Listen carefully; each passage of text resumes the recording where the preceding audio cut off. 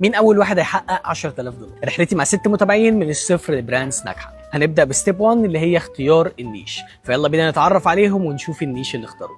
أنا ميساء عبابنة من الأردن. النيش بيوتي، التارجت 10,000 درهم خلال هذا التحدي. أنا اسمي عمر عبد الله من مصر. النيش بتاعي هوم ديكور اكسسوارز، والجول بتاعي إن أنا أعلم إزاي أبني ستور أونلاين وأعمل براند جامد وينجح.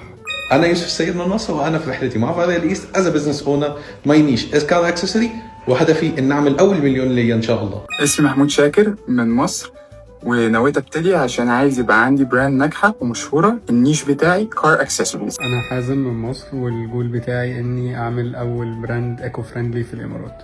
الاسم محمود محروس، البلد مصر. النيش بتاع البيوتي اند ويلنس.